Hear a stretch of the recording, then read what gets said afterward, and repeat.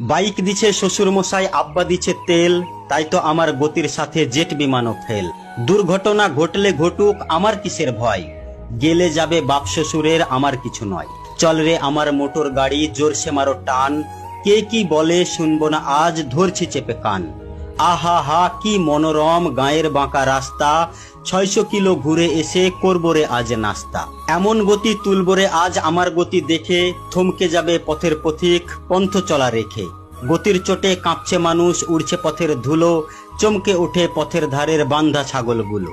গতি আরো বাড়িয়ে দিলাম, পথটা পেয়ে সরু, হঠাৎ দেখি সামনে আমার বিশাল বড় গরু। ধাক্কা লেগে হুন্ডা আমার পড়লো গিয়ে খাদে, আমার তখন হুঁশ ছিল না, ফিরছে দুদিন বাদে জ্ঞান ফিরলে চেয়ে দেখি ভাই, আমার যে 2 পা ছিল একটা সাথে নাই। সকল কিছু শোনার পরে চমকে গেল গা, বাইক নাকি ঠিকই আছে, আমার গেছে পা। আমার শখের বাইকে এখন অন্য মানুষ চড়ে, পা হারিয়ে কান্দি আমি বন্দি হয়ে ঘরে। ঘরে বসে ভাবি যদি পাটা পেতাম ফিরে, তিড়িং বিড়িং ছেড়ে আমি বাইক চালাতাম ধীরে। মনেরে বলি মন, যদি তুই বুঝতি 2 দিন আগে, তবে কি তোর পা হারিয়ে পঙ্গু হওয়া লাগে।